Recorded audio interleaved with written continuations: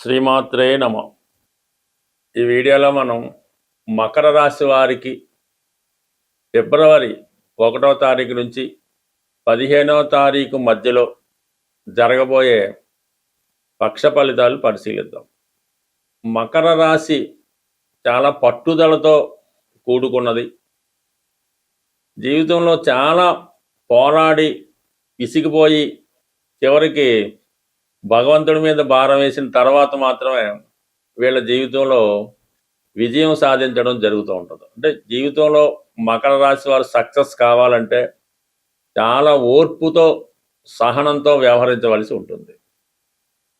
రాష్ట్రాధిపతి శని తృతీయ స్థానంలో బలంగా ఉండడం వల్ల గత కొన్ని సంవత్సరాలుగా ఉన్నటువంటి ఇబ్బందులు నెమ్మదిగా తొలగించుకునే ప్రయత్నంలో ఇప్పుడిప్పుడే దాని ఫలితాలు ఇవ్వడం స్టార్ట్ అయింది. అంటే 3వ స్థానానికి వచ్చిన వెంటనే ఇప్పుడు ఫలితం అయితే రాదు కాబట్టి ఇప్పుడు ఈ ఫలితం రావడానికి ఒక అడుగు ముందు పడింది.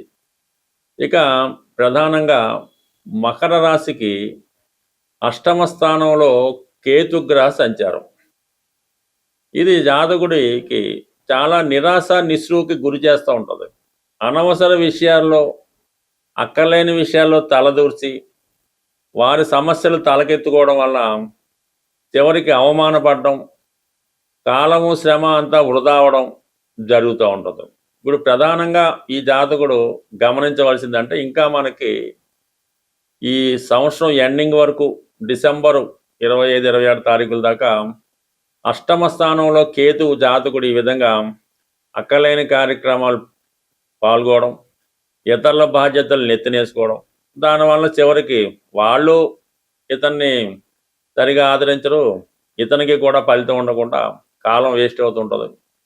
ఇక కుటుంబ స్థానంలో ఉన్నటువంటి రాహు వల్ల ఏంటంటే మీరు ఎంత కష్టపడండి కుటుంబ సభ్యుల నుంచి సరైనటువంటి తృప్తి అన్నది లభించదు. ఏదో ఒక అసంతృప్తితో మిమ్మల్ని నిరంతరం వేధిస్తూ ఉంటారు. మీరు కుటుంబం కోసం ఎంత శ్రమ పడతారో ఈ కుటుంబ సభ్యులు మిమ్మల్ని అంతా యావగించుకోవడం కానీ ఇబ్బంది పెట్టడం కానీ జరుగుతూ ఉంటుంది. అంటే మీకు బయటికి మీకు కనబడపోయినా అంతరంగంగా వాళ్ళ యొక్క మానసిక స్థితి ఆ విధంగా ఉంటుంది. దీనికి ప్రధాన కారణం మీ కుటుంబ విషయాల్లో వేరొకరు తలదోర్చడం జరుగుతూ ఉంటుంది.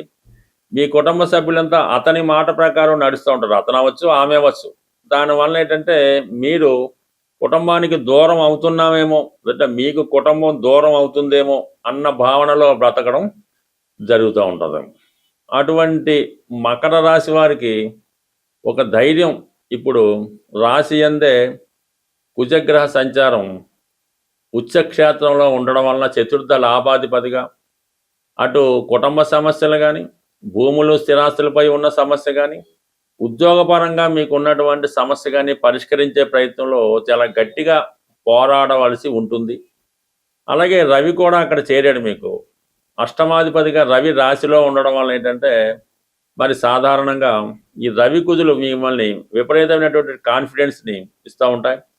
తాడో పేడో తేల్చుకోవాలన్నటువంటి పట్టుదలతో ముందుకెళ్తారు. అయితే ఉద్యోగం ఊడిపోయినా ఊడిపోద్ది, కంటిన్యూ అయినా అవుతుంది. ఆ విధంగా ఉంటుంది కాబట్టి చాలా వరకు ధైర్యంగా పోరాడి మీరు అనుకున్న అంతిమ లక్ష్యం అన్నది ఆలస్యంగా అయినా సాధిస్తారు. ఎందుకంటే మీకు రాష్ట్రాధిపతి శని 3వ స్థానంలో ఉండడం వల్ల ఈ పోరాటంలో అంటే యాజమాన్యంతో కానీ ఇతరులతో కానీ జరిగే పోరాటంలో ఖచ్చితంగా మీరు సాధిస్తారు.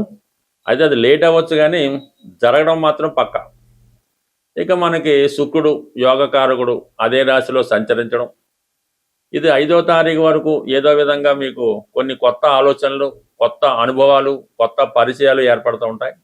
5వ తారీఖు తర్వాత మళ్ళా ఈ శుక్రుడు కుటుంబ స్థానంలో ఉన్నటువంటి రాహుని కలియటం వల్ల మీకున్నటువంటి కుటుంబ విషయాలకి ఇంకొకరు జతపడతారు అన్నమాట.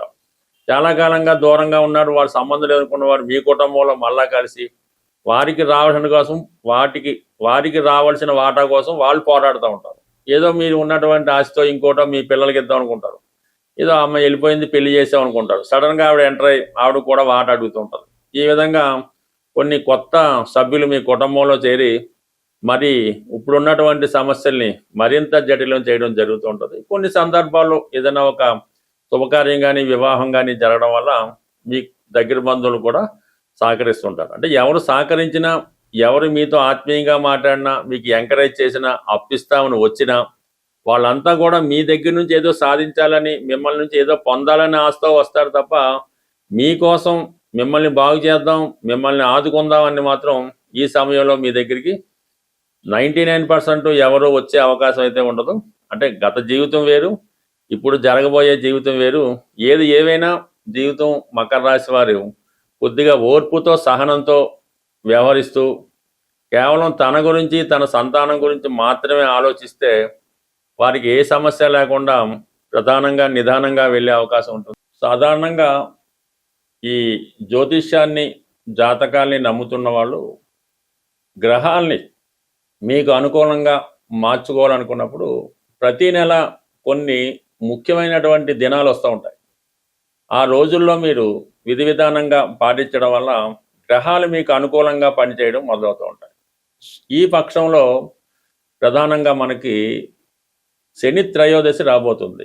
14వ తారీఖు ఫిబ్రవరి నెలలో శని త్రయోదశి రోజు కంపల్సరిగా మాకు ఏలినాటి శని ఉంది, అష్టమ శని వీలు కాకుండా ప్రతి రాశివారు కూడా ఆ రోజు విధి విధానంగా శని భగవానుణ్ణి, నవగ్రహాల్లో శని భగవాన్ని అక్కడ ఉన్నటువంటి ఆచారం ప్రకారం అభిషేకమో అర్చనో ఏదో చేసుకోవడం, ఎక్కువగా శివాలయంలో ఉన్నటువంటి నవగ్రహాల్ని పూజించడం, తర్వాత శివుణ్ణి కూడా పూజించి అభిషేకం చేయించి ఆ రోజు వరకు నియమనిష్టలతో ఉండడం వల్ల మీకు ఈ శనిగ్రహ అనుగ్రహం తప్పక లభిస్తూ ఉంటుంది.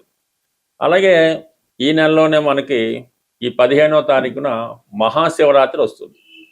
ఆ శివరాత్రి రోజు కూడా మీరు కంప్లీట్గా మీ ఆచార ప్రకారం, మీ గ్రామ ఆచార ప్రకారం జాగరణ అది ఉండి ఆ రోజు శివుణ్ణి దర్శించుకోవడం వల్ల, అంటే ఒక మహాశివరాత్రి రోజు మీరు శివుణ్ణి దర్శించుకుంటే మొత్తం సంవత్సరం అంతా ప్రతిరోజు శివుణ్ణి దర్శించుకుంటే ఎంత ఫలితం వస్తుందో ఒక్క మహాశివరాత్రి రోజు శివుని దర్శించుకుంటే అంత ఫలితం దక్కడం జరుగుతుంది. కాబట్టి కంప్లీట్గా ప్రతి ఒక్కరూ వయసుతో నిమిత్తం లేకుండా ఏదో ఒక దేవాలయంలో, కేవలం పంచారామాలు, పెద్ద పెద్ద క్షేత్రాలే కాకుండా సాధారణంగా చిన్న టెంపుల్లో అయినా శివగ్రహం, శివుడి యొక్క ఉంటే అక్కడ శివలింగానికి అర్చన చేసి మీరు దర్శనం చేసుకోవడం వల్ల ఆ ముక్తి లభించే అవకాశం ఉంది. చాలా అభివృద్ధి కూడా కలుగుతూ ఉంటుంది.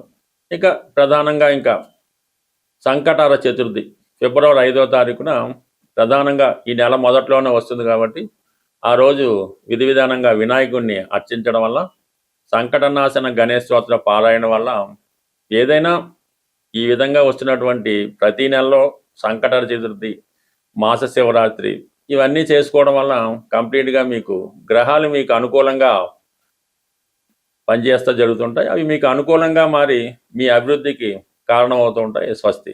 సాధారణంగా ఈ జ్యోతిష్యాన్ని, జాతకాల్ని నమ్ముతున్న వాళ్ళు గ్రహాల్ని మీకు అనుకూలంగా మార్చుకోవాలనుకున్నప్పుడు ప్రతి నెల కొన్ని ముఖ్యమైనటువంటి దినాలు వస్తూ ఉంటాయి. ఆ రోజుల్లో మీరు విధి విధానంగా పాటించడం వల్ల గ్రహాలు మీకు అనుకూలంగా పనిచేయడం మొదలవుతూ ఉంటాయి. ఈ పక్షంలో ప్రధానంగా మనకి శని త్రయోదశి రాబోతుంది.